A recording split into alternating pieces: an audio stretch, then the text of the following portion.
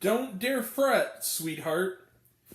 No, wait, that's not the title. Hi everyone, it's me, Grant, the movie and TV guy. I'm lame. Hi everyone, welcome to Raise on Popcorn with Grant. I'm Grant, the movie and TV guy. We're here to talk about a movie. Movies and TV is what we do here, and that movie is, unlike a lot of critics, I'm actually talking about the film, not the drama. Which...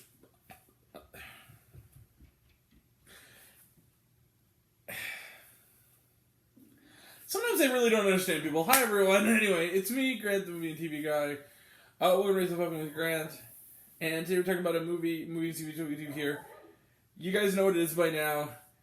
Don't Worry, Darling. Don't Worry, Darling is directed by Olivia Wilde. It is her second feature film as director, following the terrific Booksmart, which was one of the best comedy films of the 2010s, in my opinion. I absolutely adore that film. I own it on Blu-ray. I've seen it multiple times.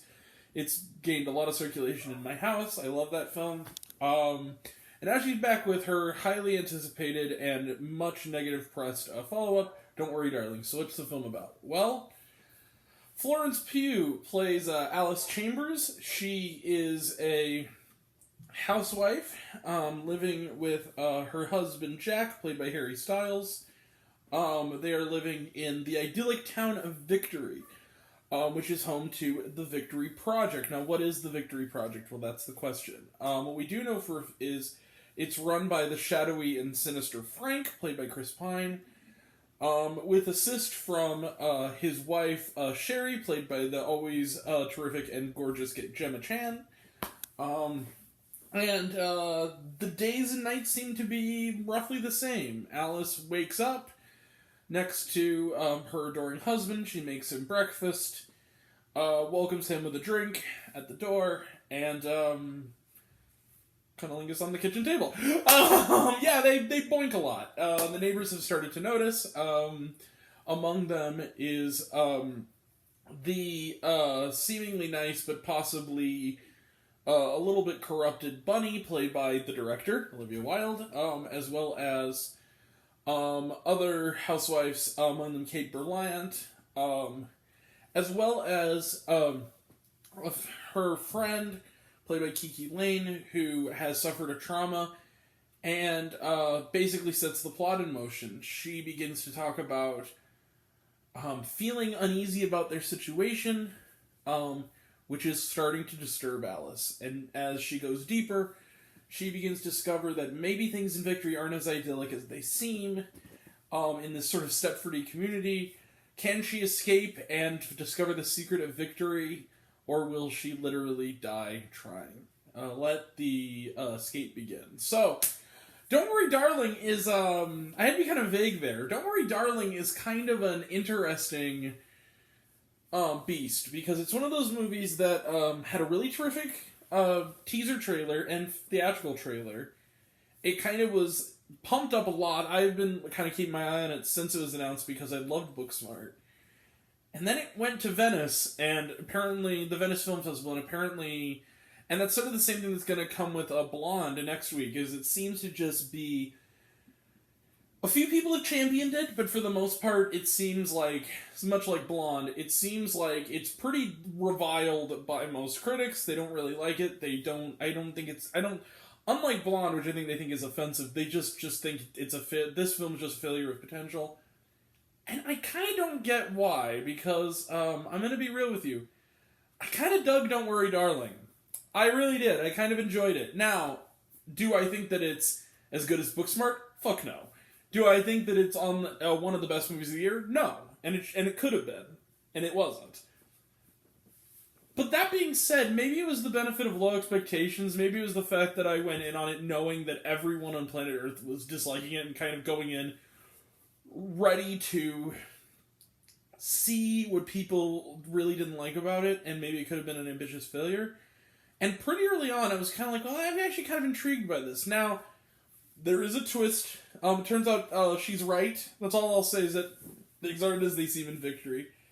And when I found out about it, I was kind of like, Yeah, I kind of thought that. Like, I didn't... It wasn't necessarily surprising. And if you really try, you could... There is a way you could see a lot of other movies in this. Truman Show, for instance, The Matrix, The Stepford Wives.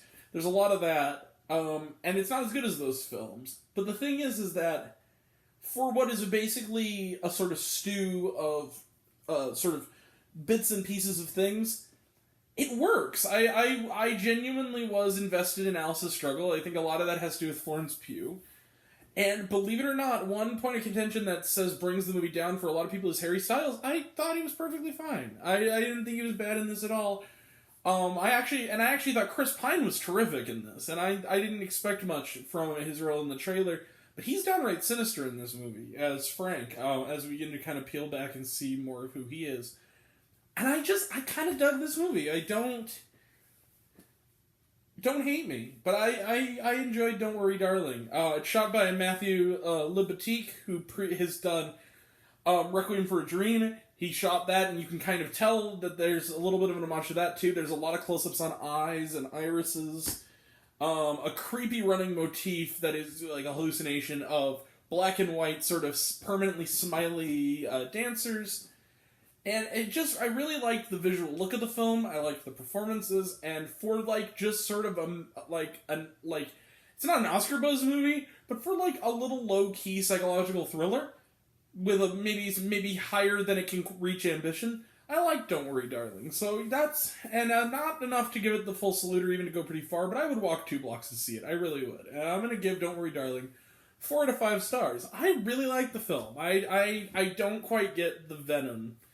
I really think that I kind of have what I call Lone Ranger disease, which I think is what I call, or Dark Shadows-itis, which is 2 movies that I love that seems to be I'm the only one, which are The Lone Ranger and Dark Shadows, which are movies that I've said before and I'll say it again. It seemed like people reviewed the budget and the filmmaker and not the film. And I feel like that's what's happening with Don't Worry Darling, where it's like they're reviewing the on-set conflicts, which I guess we should talk about that for a second.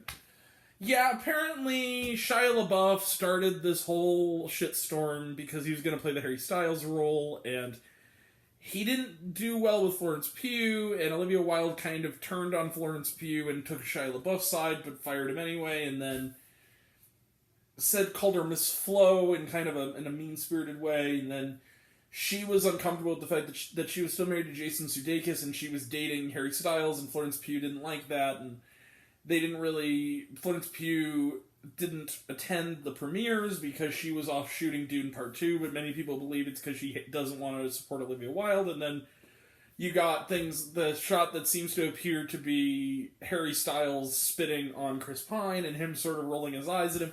It's a whole weird thing, and I don't know. And what's funny is the comedian Asif Ali, who's in the film, actually kind of did a really funny Instagram post about it, where he said he took a picture with Florence Pugh and they were kind of smiley and sort of joked about the drama and said everyone's focusing on this, nobody's focusing on the fact that I'm more handsome than my co-star or something like that. And it was kind of funny, but it just, who's to say what's real and what's not? We weren't there. None of us were on that set. None of us were there that day. They all follow each other on social media, so maybe they're still I don't know. But it's just kind of a shit show.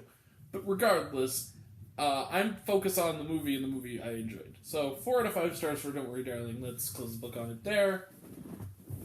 Where's that darn phone? There it is. Sorry. Ooh, it's the Blair Witch Project. No. Alright, yeah, 4 out of 5 stars. Let's close the book on it. Trailer trash. Let's talk some trailer trash real quick and get the fuck out of here. Devotion, talked about it, looks good. Amsterdam, talked about it, we're going to see it on October the 7th. We already got my ticket, looks good. Over A-List, I didn't pay money to see it because I support the actors, but I don't support David O. Russell. Black Panther Wakanda Forever, looks good. Tar, looks good, it's a slightly different trailer than I'm used to usual. Knock at the Cabin. This was really intriguing, until I found out who directed it. So it's like this family, these LGBTQ couple, their young daughter, and they are seemingly attacked by what appear to be a cult at a cabin, and they're actually not a cult, but they say that they're trying to prevent the apocalypse. It's like Dave Bautista, Rupert Grint, and some others, and they say the family has to make a choice, or the world will be destroyed. I'm like, oh, that's intriguing. M. Night Shyamalan. I'm like, oh. Okay. Who knows? It could be okay. I don't know. Sorry, this phone's being annoying. Babylon. This looks really interesting. It's the new film from Damien Chazelle. It also has Margot Robbie in it. Looks like fun.